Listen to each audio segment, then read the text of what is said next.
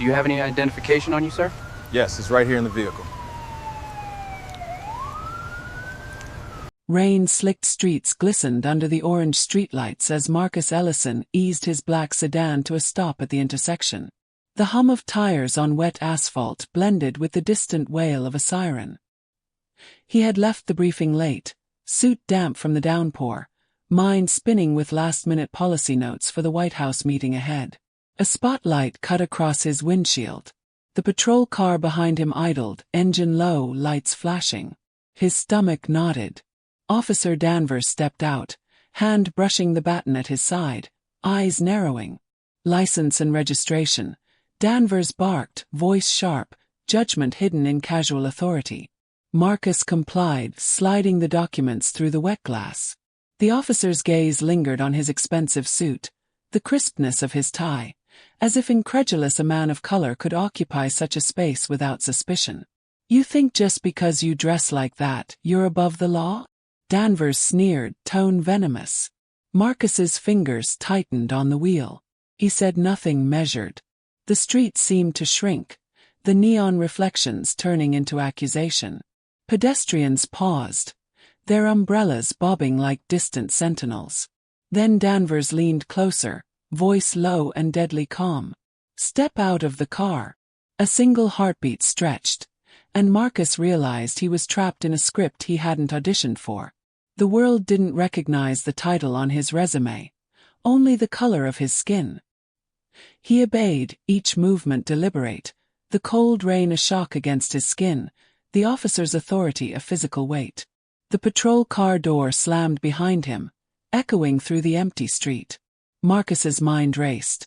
One wrong word, one hesitant move, and the night could turn permanent. Cliffhanger.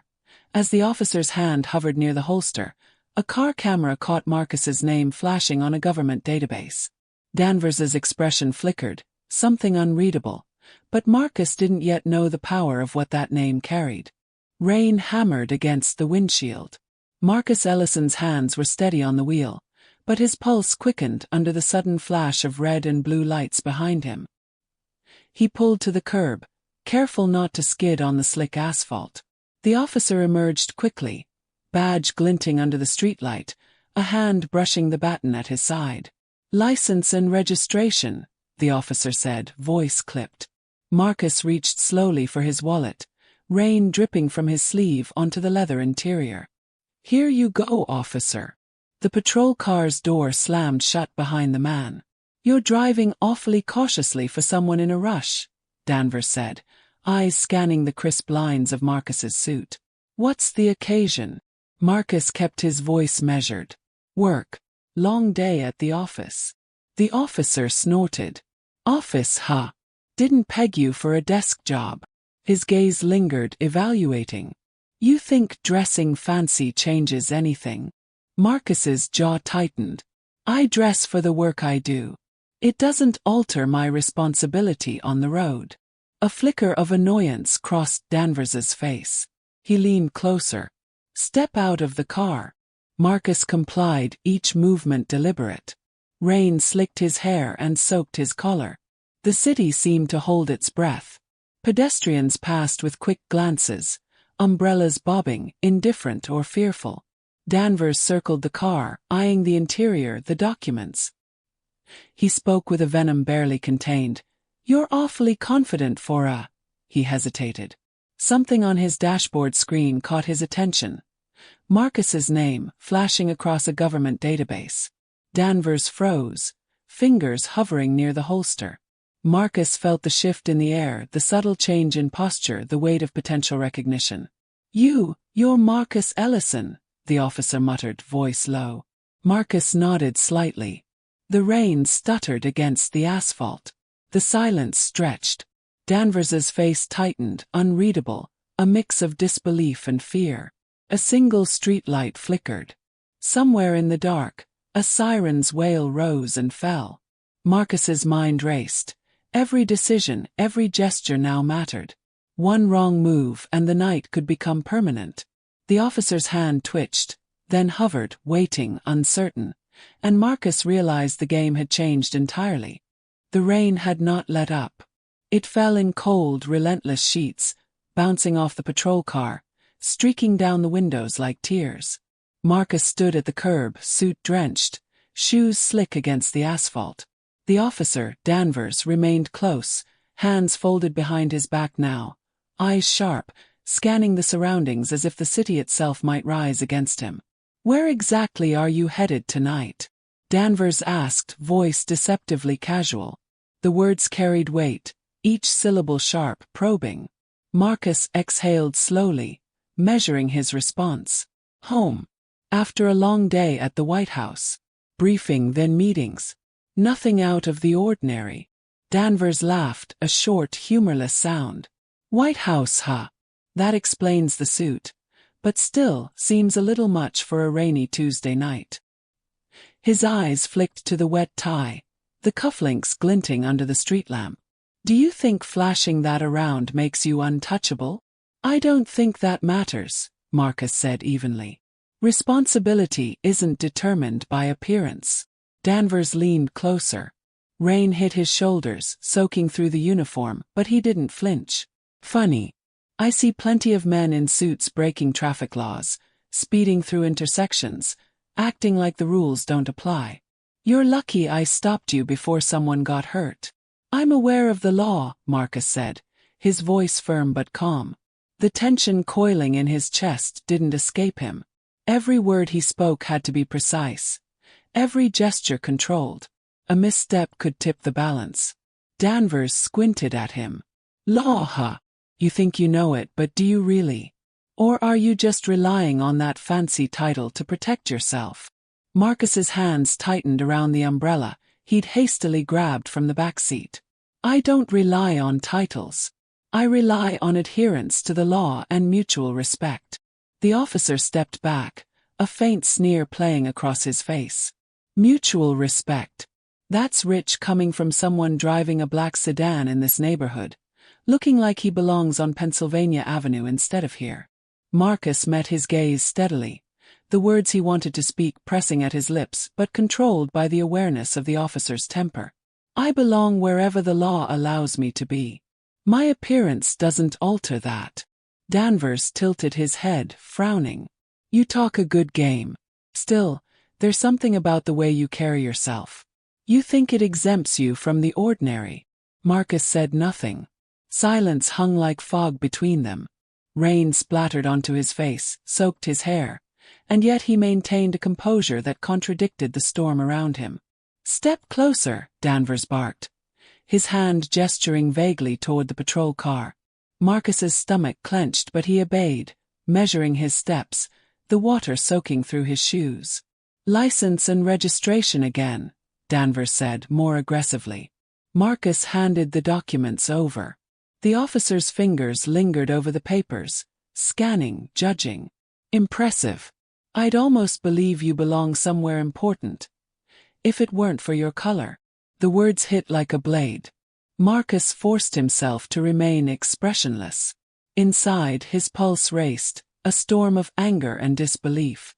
"Officer, my skin has no bearing on the legality of my driving." Danvers laughed, a short, harsh bark. "Right.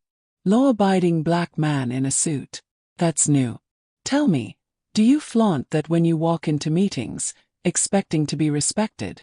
"I expect respect because I earn it," Marcus replied. His voice was quiet but steel-thin, precise, carrying authority of its own. Danvers shifted, the rain glinting off the patrol car roof, his reflection fragmented by the water. "You're calm. How come? Most men in your position get nervous. Whetty. You don't fit the profile I know." Marcus's hands rested on the hood of the car now, steadying himself against the cold metal. "Profiles are assumptions. I prefer facts." Danvers sneered, pulling out a small handheld scanner, typing quickly. The rain clattered on the device. "Let's see if facts match your talk." He glanced up, eyes narrowing. "Huh. Marcus Ellison, White House advisor." Marcus remained motionless. The officer's gaze sharpened, flickering between disbelief and an unspoken calculation. Danvers's hand tightened on the scanner as if gripping a weapon. "So, You really are who you say you are. Yes, Marcus replied softly, each word deliberate. He felt the tension in the street, the silent scrutiny of the few pedestrians who lingered, their umbrellas shielding them but their eyes unavoidably on the scene. Danvers's voice was quieter now, almost a hiss.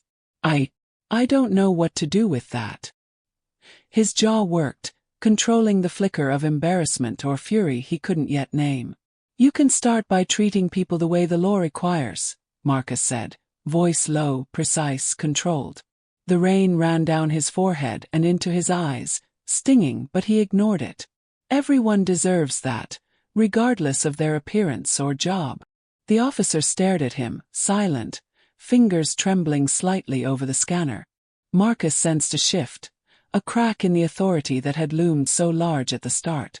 The officer's uniform no longer carried the same weight, replaced by the awkwardness of recognition, the unspoken acknowledgement of error.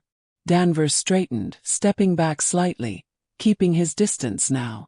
You drive in this neighborhood. In this suit. And you expect me to just let that slide. I expect the law to be applied fairly, Marcus said.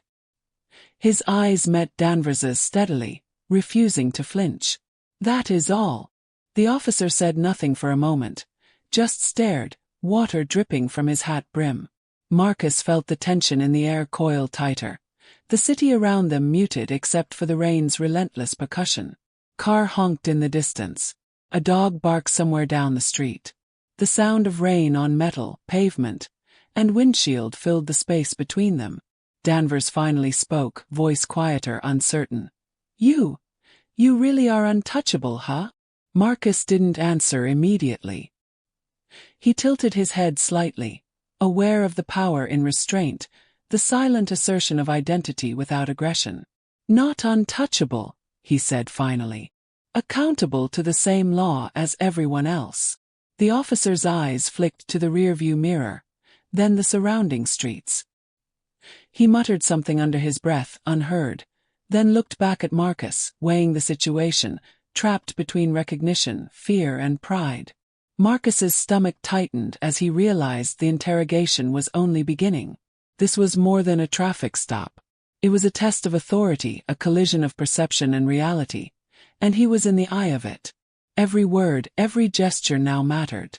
Danvers exhaled, rubbing his forehead with one hand, the other still holding the scanner. The rain continued, relentless, unyielding, a witness to the quiet power struggle unfolding on the slick asphalt. The officer finally gestured. Get back in your car. Marcus obeyed, cautious, measured. He slid into the wet seat, letting the door click behind him. The rain pattered on the roof, masking the silence, yet the tension remained thick, unbroken. Danvers leaned close to the window, voice barely audible over the storm. I'll be watching you. Don't think this is over. Marcus's eyes met his, calm, collected. It never was, he said, the words low, precise, heavy with meaning. The officer stepped back. Marcus started the engine, wipers swiping in rhythm with the rain.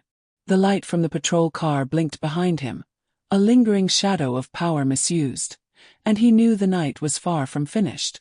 The street was slick and shiny under the streetlights, the rain blurring neon signs into streams of red and yellow. Marcus's sedan idled under the drizzle while Danvers lingered near the car, phone pressed against his ear, reporting to the precinct. A few pedestrians had stopped at the corner, umbrellas shaking off rain, watching the scene unfold. One elderly shopkeeper leaned against his doorway, cigarette forgotten, eyes narrowing. What's going on out there? He muttered to no one in particular. A teenager, hoodie soaked through, whispered to a friend. Looks bad. Officer looks pissed. The friend shrugged, glancing at Marcus, the expensive suit drenched, face calm but tense. Inside the car, Marcus's fingers gripped the steering wheel lightly, his knuckles white. He could feel the collective gaze of strangers pressing against him, silent witnesses to the humiliation. Each observer, passive or anxious, became a mirror reflecting society's assumptions. Danvers glanced at the witnesses, voice raised. Nothing to see here, move along. The street was otherwise empty, but the command carried weight, authority asserting itself over both Marcus and the silent crowd. A pedestrian, a middle-aged woman, stepped forward cautiously. "Officer, he's not causing trouble. Maybe you're overreacting." Her tone was polite but firm, a subtle challenge. Danvers's eyes flicked toward her, lips tightening. "Step back, ma'am. This is official business." Marcus felt a pang of helplessness. His presence was legal, justified, and yet powerless in the face of the officer's authority. He wanted to speak, to explain, but knew a wrong word could escalate the situation. The teenager in the hoodie spoke again. "Why's he getting treated like this? He didn't do anything." Danvers's voice cut sharply. "Silence. Move along." He glanced at Marcus, smirk creeping back. "See what happens when people interfere." Marcus exhaled slowly, absorbing the tension. The witness's fear and hesitation were a reflection of the system's reach.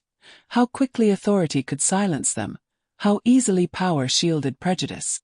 Inside, Marcus calculated each step. "Officer," he said carefully, "I appreciate your duty, but I have rights that need acknowledgement. You don't need to escalate unnecessarily." Danvers tilted his head, annoyance flickering. "Rights, huh? Funny. I don't see them here. Not in this rain, not with me." The shopkeeper stepped forward, voice stronger this time. "You're abusing your position. He's done nothing wrong.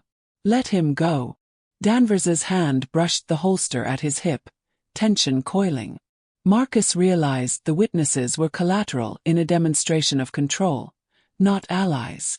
Their presence mattered, but it was limited. The street could not enforce justice here. Then a car rolled slowly past, headlights slicing through the rain. A camera mounted on the dashboard captured the entire encounter. Marcus's heart quickened. Documentation. Evidence. One small thread of protection in the storm. Danvers's eyes flicked to the camera, then back to Marcus. His posture shifted subtly, awareness of exposure mixing with frustration. "You think cameras change anything?" "I know they do," Marcus replied calmly. His voice carried conviction, a tether to reason amid chaos. The officer stepped back, scanning the crowd. The witnesses shuffled, uncertain, eyes darting between Marcus and Danvers. Some offered murmured support, others retreated under the weight of authority. The street became a tableau of societal complicity, fear, and muted protest. Marcus watched, noting every gesture, the hesitation, the half-formed protests, the silent agreement in some glances. He felt the moral weight pressing against him, but he also understood his own agency. Control was subtle, exerted through calm, strategy, and truth. Danvers finally straightened, voice low, cautious. "You're lucky this street is wet and empty. Otherwise, this might have escalated further." Marcus's jaw clenched slightly. Luck has nothing to do with legality or justice. The officer hesitated, glancing at his phone, then back at Marcus. Something flickered in his eyes. Uncertainty, recognition, maybe even fear. The pedestrians began to disperse, umbrellas bobbing, footsteps muffled on the wet pavement. The silent witnesses dissolved into the night, leaving Marcus and Danvers alone in the rain. Marcus leaned slightly forward, voice steady. "Officer, this is unnecessary. Every movement, every word from you reflects your judgment, not mine." Danvers said nothing for a long moment, eyes narrowing, jaw working as if resisting an internal verdict. Rain soaked through his uniform, but the arrogance and bias remained, simmering beneath the surface. Then a sharp tone from Danvers's radio pulled his attention, a voice from the precinct asking for confirmation. He muttered, "Hold on a second," stepping to the patrol car, leaving Marcus momentarily in the rain. Alone, Marcus's mind raced. Every second was a calculus of power, every gesture a potential misstep. He understood the fragility of authority balanced against prejudice, the silent complicity of witnesses, and the danger inherent in standing visible, professional, black. The officer returned, face tight.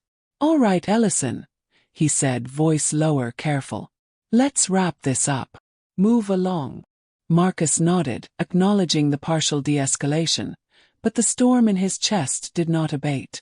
Every witness who had stayed, every pedestrian who had hesitated, every muted objection, their collective silence and fear told a story that matched his own. Power unchecked, prejudice codified, and the cost borne disproportionately by those least able to absorb it.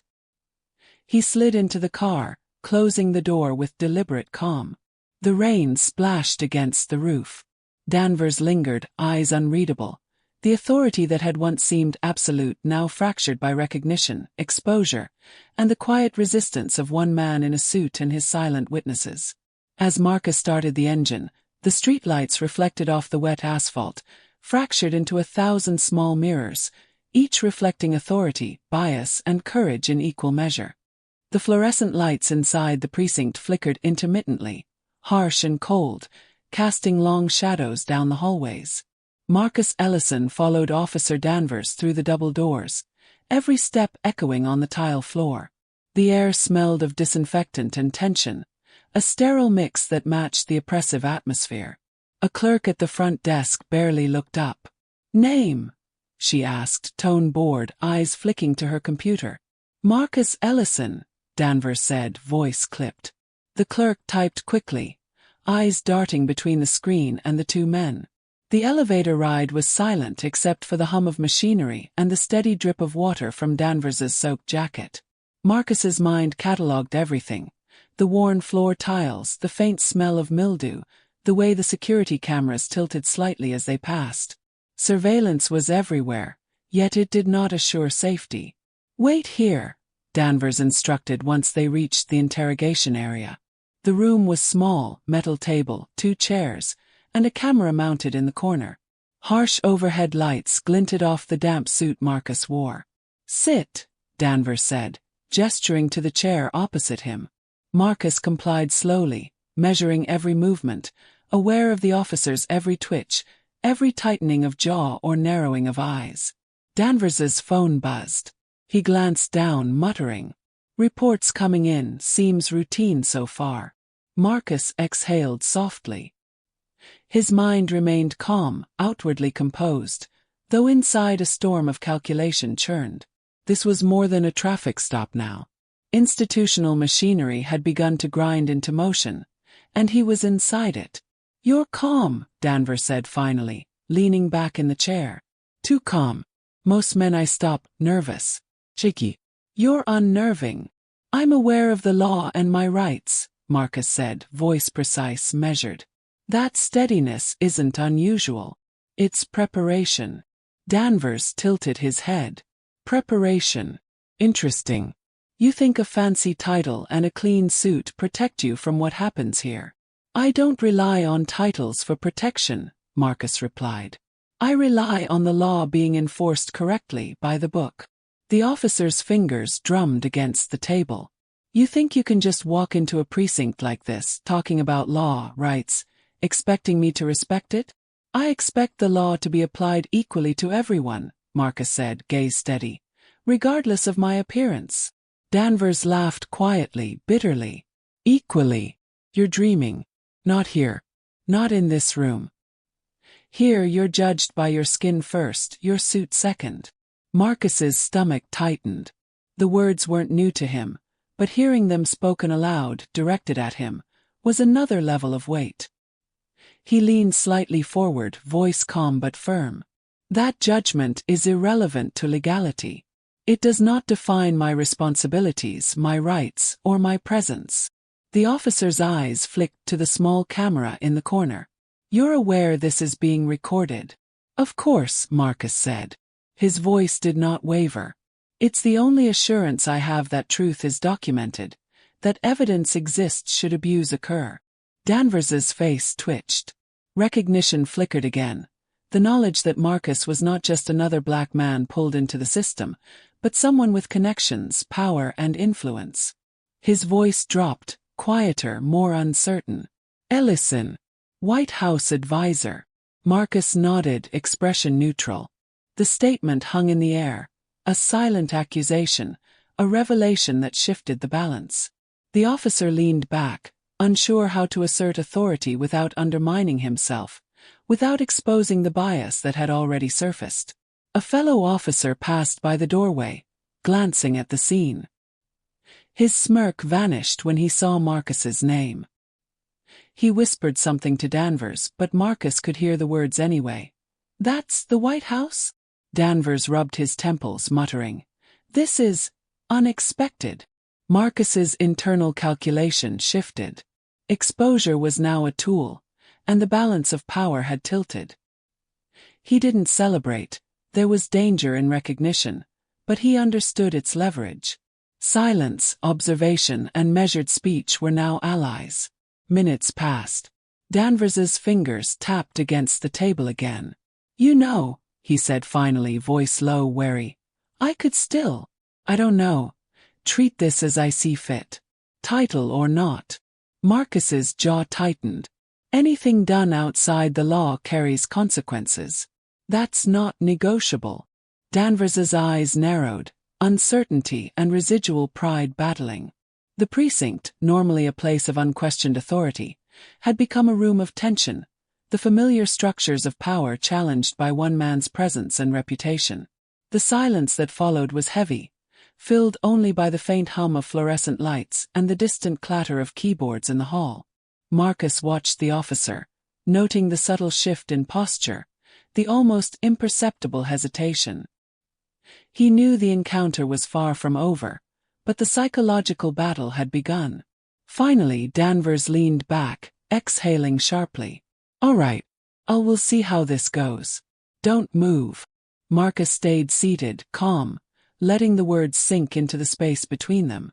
The storm outside continued, pounding against the windows, but inside the precinct, another storm raged, a collision of authority, prejudice, and exposure. He understood one thing clearly. The law, when combined with vigilance and documentation, was a weapon as potent as any badge. But wielding it required patience, composure, and unyielding awareness of every gesture, every word. As Danvers left the room momentarily to confer with colleagues, Marcus leaned back slightly, allowing himself a measured breath. Each moment of calm, each decision to remain composed, strengthened his position, but the shadows of the precinct whispered reminders of the dangers that lay ahead. Danvers returned to the room, phone still pressed to his ear. His face was a mask of frustration, tinged with embarrassment. He stopped just inside the doorway, eyes fixed on Marcus, measuring, recalculating. The name on his screen had changed everything. Marcus Ellison, White House advisor. Authority that had felt absolute now wavered under recognition. You really are who you claim," Danvers muttered, voice low, uncertain. He ran a hand over his soaked hair, shaking his head. I didn't expect." Marcus remained seated, shoulders straight, voice calm. "You expected nothing. That's why this escalated. Your assumptions dictated my treatment, not the law." Danvers's jaw tightened. He glanced at the small camera mounted in the corner, then back at Marcus. "You could have used that title to intimidate me." "I don't need intimidation to enforce legality," Marcus replied. Each word was deliberate, measured, an assertion of power that did not rely on anger or volume. The officer's fingers brushed the table, tapping nervously. "You have leverage. That changes everything." "Yes," Marcus said softly. "It changes what's possible here. It does not erase the harm already done." Danvers's gaze flicked around the room, eyes darting to the door, the walls, the camera. He muttered, "All this for a traffic stop?" "For a traffic stop," Marcus confirmed. "And for the patterns behind it. What you saw tonight isn't an isolated incident. It's systemic. Recognizing it doesn't absolve you. It only illuminates the truth." The officer's hands clenched at his sides. "So what now? You expect me to, what? Just apologize?" Marcus leaned slightly forward, tone controlled but firm. "Acknowledgement is a start. Accountability follows. Your choices from this point define your integrity. The law demands it. Danvers's lips pressed into a thin line. The room was silent except for the faint hum of fluorescent lights. The psychological weight of recognition pressed on him. Authority that had felt unchallengeable now trembled in the face of exposure and truth. "You're untouchable," Danvers said finally, almost a whisper. The words were not a statement of power but of fear, resentment, and unspoken shame. "I am accountable," Marcus corrected softly. "To the law, to society, to myself. The rest is consequence." The officer stared at him, unsteady, aware of the surveillance, aware of the witnesses, aware of the exposure that could ripple outward. He took a deep breath, voice tight. "You make it difficult." Marcus allowed a small pause, letting the weight of his presence settle in the room. Truth is difficult when cloaked in authority and prejudice. But it is necessary. Danvers exhaled sharply, shoulders slumping slightly. Recognition had reshaped the dynamics entirely. His uniform remained a symbol, but it no longer carried unchallenged weight. Marcus's gaze did not waver. He understood the officer's internal battle. Pride, fear, and shame colliding, aware of personal and institutional consequences. This confrontation was more than personal. It was structural, highlighting the imbalance and the potential for correction. The officer finally stepped back, muttering under his breath, I'll need to report this differently. Handle it differently." Marcus nodded slightly. "Ensure it reflects truth, not bias. That is your responsibility now." Danvers's eyes flicked toward the camera again. The room held its tension, a fragile truce forming between authority misused and authority confronted. Outside, the rain pounded, a reminder of the chaos of the city. Yet inside, Marcus maintained calm, vigilance, and clarity. Every word spoken had carried weight. Every hesitation, every twitch of the officer's face had been noted. Marcus's presence, his identity, and his composure were now instruments of subtle but undeniable power. The officer exhaled, a reluctant acknowledgement of reality. Marcus remained seated, composed, aware that the encounter had shifted in his favor. But the battle for recognition, accountability, and justice was far from over. Marcus sat in the back of a cab, rain streaming down the window. His reflection fragmented by the droplets. The city blurred into streaks of yellow and red, but his mind was sharp, focused. He had called a trusted journalist, someone who understood both the stakes and the need for discretion. The line was secure, but every word was measured. "This is Ellison," he said quietly, voice steady. "I need to remain anonymous for now. But the information I have, it needs to reach the public." The journalist's voice was tense, cautious. "You're sure about this? Once it's out, there's no turning back." "I'm aware," Marcus replied. "It's not about revenge. It's about exposing systemic failure, the abuse of power. Officer Danvers needs accountability, and the public needs awareness." "All right," the journalist said after a pause. "Give me the details." Marcus outlined the traffic stop, the intimidation, the microaggressions, and the officer's treatment of him. He described the witnesses, the surveillance cameras, the precinct's reaction, the subtle abuse of authority. Each point was precise, methodical, leaving no room for sensationalism, truth anchored in observation and documentation. The journalist asked clarifying questions, focusing on facts rather than emotion. Marcus's responses were calm, authoritative, controlled. He knew emotion could be weaponized against him. Precision and clarity were his shields. Outside, the rain continued, relentless, drumming on the cab's roof like a metronome. Marcus glanced at the rearview mirror, noting the reflections of other vehicles, pedestrians, the streetlights. Everything was observed, recorded, documented, proof that would underpin the narrative he was crafting. "Do you have proof of the precinct's internal reaction?" the journalist asked. "I do," Marcus said. "Recordings, statements, timestamps. Evidence that shows the disparity between procedure and practice." That's what matters, the system's response, not just one man's bias. The journalist hesitated. If this goes public, Danvers could face scrutiny. But you'll be exposed to your identity. I understand, Marcus interrupted softly. Exposure is part of the process. But the goal is systemic accountability. Personal discomfort is secondary to justice. The line went quiet for a moment. Outside, a car splashed through a puddle, water spraying across the street. Marcus's reflection shifted, a fractured image of calm resolve. Understood, the journalist said finally. I'll begin preparing the report. Anonymous for now, factual, evidence-backed. We'll be careful. Marcus nodded, even though they couldn't see him. Make sure it focuses on the institutional patterns, not just Danvers as an individual.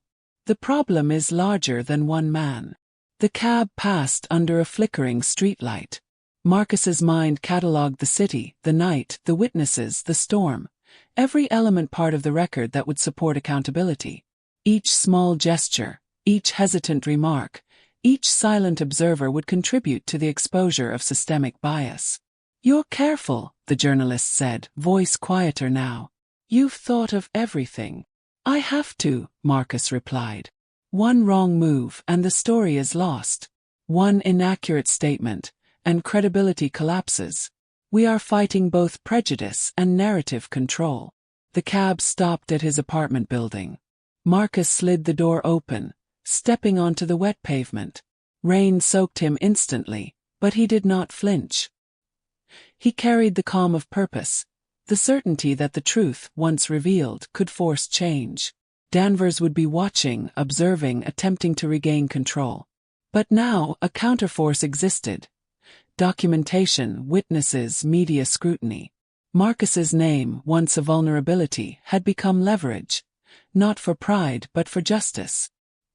He ascended the building stairs slowly, each step deliberate, each breath measured. The storm outside mirrored the storm of systemic bias, but he walked through it resolutely, knowing that exposure, carefully wielded, was a weapon stronger than fear or intimidation. Inside his apartment, he set his umbrella down, wet floor creaking underfoot. He leaned against the wall, letting the tension drain, knowing the next day would bring exposure, consequences, and further battles. The media, the evidence, the documentation, they were all pieces of the larger struggle, a fight for accountability that extended beyond one man, one street, one officer. Marcus understood the cost. He understood the personal exposure. But the moral imperative outweighed personal comfort. The night's events were no longer contained to rain-soaked streets. They were becoming part of the record, part of the story that demanded to be told. By morning, the precinct was buzzing. Marcus knew the moment Danvers reported the stop, internal mechanisms would begin to shift. Authority protected itself, often before justice could intervene. He anticipated the defensive murmurs, the whispered doubts, and the coded language designed to minimize exposure. Danvers entered the room again, visibly tense, talking to a sergeant. Their conversation was low, clipped, measured. Marcus could hear fragments. Ellison. White House. Handle carefully. Chain of command. Each phrase a shield, a defensive maneuver to protect the officer and the institution from scrutiny. Marcus observed quietly, seated in the corner, the chair's metal cold beneath him. He did not need to speak. The officer's own words revealed the institutional bias and fear. Their concern was not about legality. It was about reputation, hierarchy, and perception. One officer whispered to another, "If this gets out, he could ruin careers." The fear was tangible, thick in the air.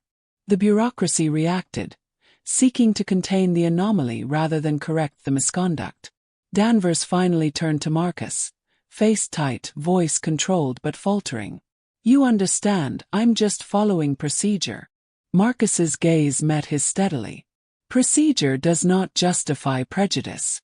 Accountability still applies. The sergeant nodded slightly, tension evident, clearly balancing between protecting the officer and acknowledging reality. Marcus noted every hesitation, every pause, every subtle gesture. In this environment, silence often carried more meaning than words.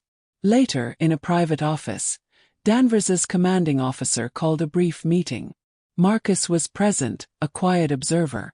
"Internal reports indicate a discrepancy in conduct," the officer said, carefully neutral. "We need clarity, documentation, and discretion. Public exposure is not desirable." Marcus felt the familiar weight of systemic resistance, the institution shielding itself, marginally disciplining but primarily containing. Dialogue was loaded with euphemisms, soft commands, and indirect acknowledgement of wrongdoing.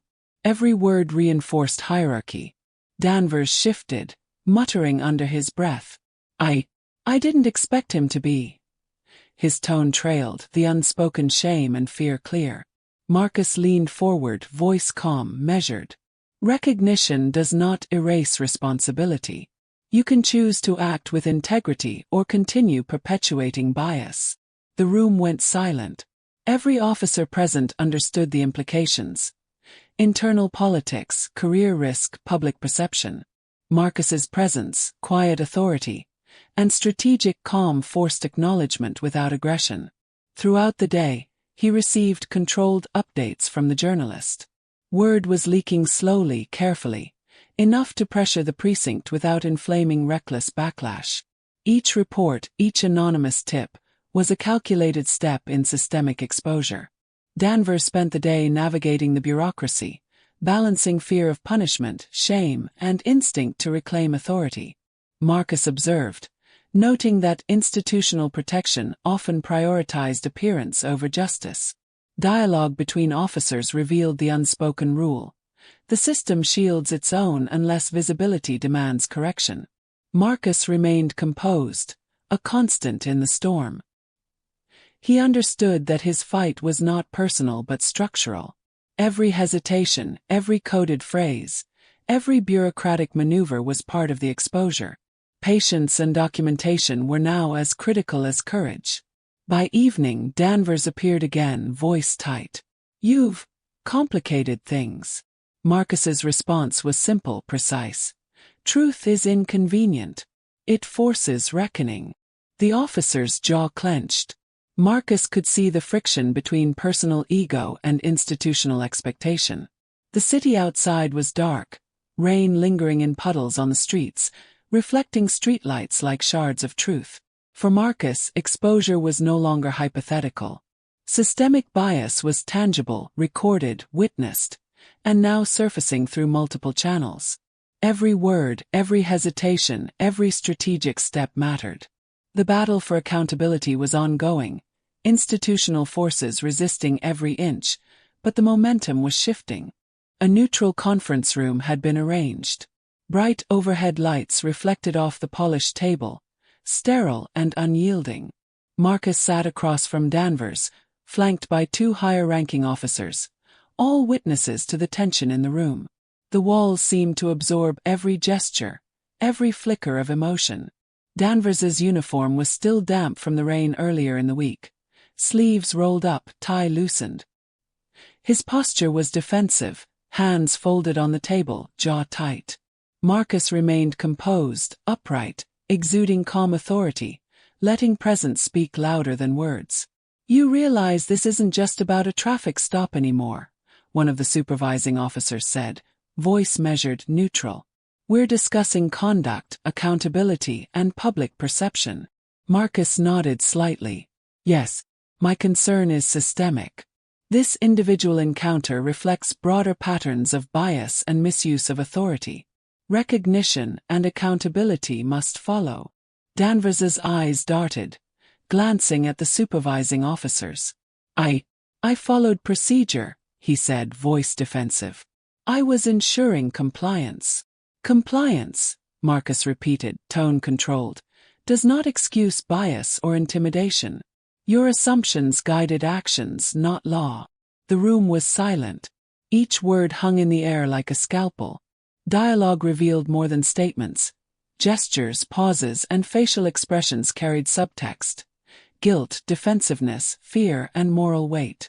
Danvers's voice dropped, quieter, uncertain. You made it difficult. Being calm, composed, aware. I couldn't assert the authority I expected. That's because authority isn't absolute when wielded unjustly, Marcus said. His gaze was steady, unwavering. Power requires accountability. Without it, legitimacy erodes. One supervising officer cleared his throat. Danvers, the department expects objectivity, respect, and adherence to law. Conducting stops influenced by assumptions or bias is unacceptable. Danvers shifted uncomfortably. I understand. I didn't anticipate his position. It changed things. My perception, my judgment. Perception, Marcus said softly, is where bias lives. Awareness of power imbalance does not absolve responsibility. Recognition must translate into correction, not hesitation. Danvers exhaled sharply.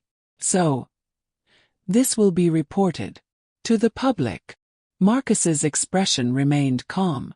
Evidence will be documented. Public exposure is secondary to accountability and systemic correction.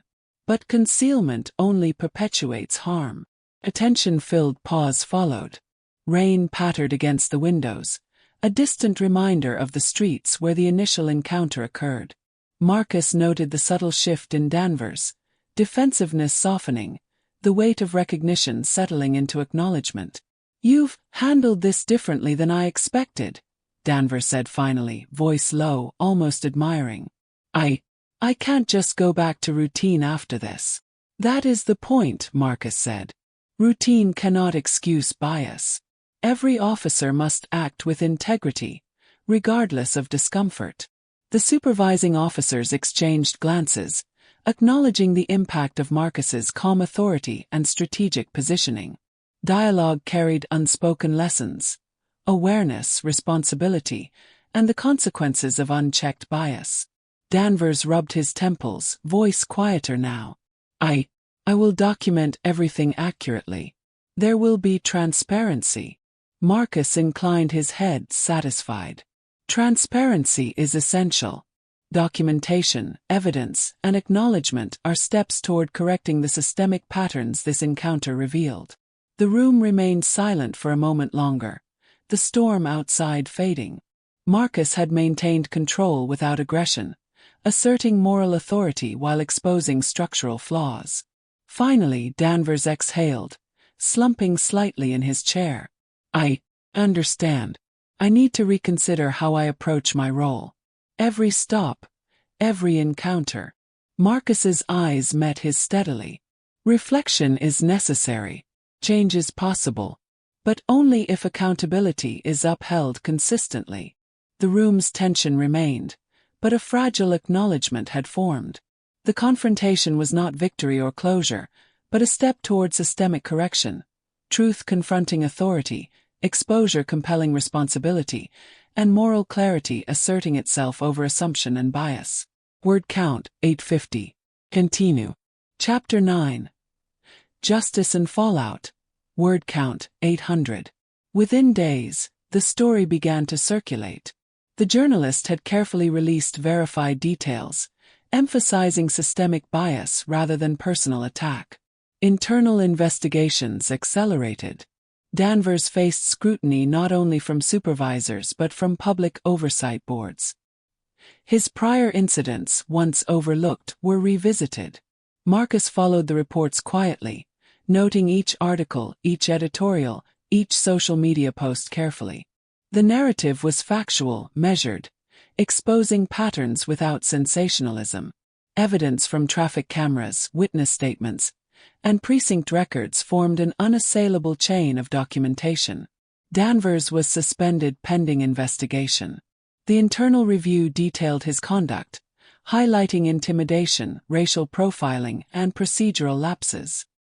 His authority diminished, colleagues whispered, and bureaucratic support began to erode. Marcus attended a formal hearing, observing the procedural theater. Dialogue between officers, lawyers, and administrators revealed defensive posturing, reluctant acknowledgement, and bureaucratic attempts to minimize fallout. He listened, noting inconsistencies and omissions, careful to remain above provocation. A colleague whispered, "You handled this perfectly. Precise. No exaggeration, no emotional traps. They can't twist it." Marcus nodded slightly. Truth is always precise. The system responds to evidence, not emotion. Danvers was ultimately reprimanded publicly. His record reflected misconduct, and his potential for promotion was effectively halted. Exposure forced accountability, but it came at personal and professional cost. Reputation, authority, and respect were eroded. Marcus felt vindication but also lingering tension. Legal and public resolution did not erase the emotional toll. The fear, humiliation, and awareness of systemic patterns remained. He reflected on the balance of justice and cost. The abuser held accountable, yet scars endured. Conversations with colleagues emphasized the larger message. Systemic bias is persistent, institutional inertia powerful, and vigilance essential. Accountability is possible, but it requires documentation, composure, and strategy. The city outside continued, indifferent, but Marcus's role had changed. His presence, identity, and strategic action had enforced correction, offering a model of measured resistance against systemic abuse. The story surfaced without theatrics. No viral clip engineered for outrage. No headline framed as spectacle. The report unfolded in restrained paragraphs. Timestamps, procedures, deviations. Policy language placed beside behavior that violated it. The absence of dramatization made denial impossible. Within 48 hours, Officer Danvers was placed on administrative leave. The department's statement emphasized review and process, avoiding terms like racism or bias. The omission was deliberate. It was also transparent. Marcus followed the coverage from his office, screens muted. He read line by line. The narrative held. No exaggeration. No emotional inference.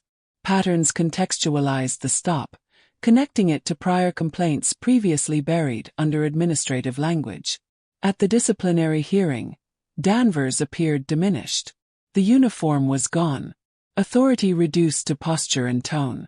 Lawyers spoke in circular phrasing, testing whether intent could eclipse impact. "Officer Danvers," the review chair said, "explain why escalation continued after compliance was established." Danvers paused. "I perceived risk." "What specific risk?" Another pause. "Intuition." The word was logged. Stayed. Footage played. Vein. Commands. Proximity. The moment the database returned Marcus's name was time-stamped. Behavior changed immediately after. Before recognition, pressure. After recognition, restraint. The contrast required no interpretation. A senior officer attempted containment. This appears situational. High stress. Isolated. Marcus spoke once. Controlled. Flat. The record shows repetition. Similar stops. Similar escalation. Similar language. This is not situational. It is consistent. No rebuttal followed. The ruling was procedural, not symbolic. Formal reprimand. Mandatory retraining. Supervisory monitoring. Promotion eligibility suspended indefinitely. Not erasure. Not absolution. Proportional consequence supported by evidence. Outside the chamber, cameras waited.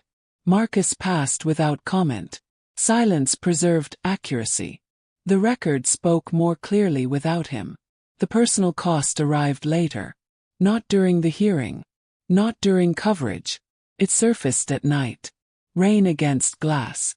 The remembered proximity of a hand near a holster. The awareness that survival had depended on restraint, not fairness.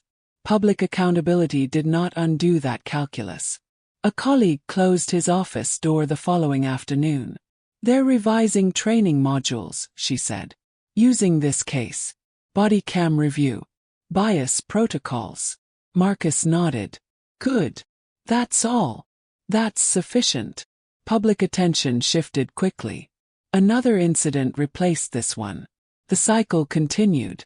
Institutions absorbed the pressure and adjusted their surface just enough to proceed unchanged beneath it. Marcus understood the pattern. Reform arrived as friction, not transformation. Danvers resigned months later. Officially for personal reasons. Unofficially inevitable. The department accepted the resignation without comment. It never acknowledged causality. Never did. Marcus returned fully to policy work. Briefings resumed. Memoranda circulated. His name carried weight in rooms that would never articulate why. He carried the knowledge privately. Justice was not an event. It was maintenance. Exposure alone was insufficient. Only documentation constrained denial. Only composure prevented distortion. Only records outlived narrative drift. The fallout settled into fact. Corrected file. A narrowed margin for the next officer inclined to mistake authority for permission. No closure followed. No redemption arc was offered. Only alignment. And in a system structured around imbalance, alignment was consequence. The work resumed as if nothing had happened. Meetings filled the calendar. Policy drafts circulated with tracked changes and neutral language. The system absorbed the incident, corrected its paperwork, and continued forward. From the outside, Marcus's life appeared unchanged. From the inside it was not. He noticed it in small calibrations. How he parked. How he spoke to authority. How silence registered as signal rather than absence. The night of the stop had rewired his internal risk assessment. Not dramatically. Permanently. In briefings, his voice remained steady. Colleagues deferred as they always had. Titles still functioned. Credentials still opened doors. Yet he was acutely aware that none of those protections had existed when the lights first flashed behind him. They had arrived late. After recognition. After danger. A senior advisor pulled him aside one evening. "You handled that situation with discipline," she said. "It set a standard." Marcus replied evenly. "It revealed one." She studied him, then nodded. No further comment followed. She understood the distinction. The case was cited internally as an example of accountability. Training documents referenced it obliquely. Language softened sharp edges. Implicit bias. Procedural deviation. The words were careful. They did not say fear. They did not say power. They did not say skin. Marcus let the language stand. Precision mattered more than purity. Records mattered more than rhetoric. Home the quiet carried weight. Rain against the window no longer sounded neutral. Sirens disrupted sleep. The body remembered what the mind preferred to categorize. Trauma did not announce itself. It integrated. He did not seek public acknowledgement. He declined panels. He refused to become symbol or spokesperson. Visibility had served its purpose. Prolonging it risked distortion. What remained was responsibility. He redirected effort inward toward policy architecture. Traffic stop data collection. Escalation thresholds. Independent review triggers. Language tightened. Discretion narrowed. Systems adjusted incrementally. No sweeping reform. Just constraints placed where bias had once breathed freely. Progress arrived without applause. Months later, a junior staffer referenced the incident in passing. "That case changed how the department documents stops," she said. "It's harder for them to hide patterns now." Marcus absorbed the information. "Harder," he repeated. "Not impossible." "Do you think it was worth it?" she asked. He did not answer immediately.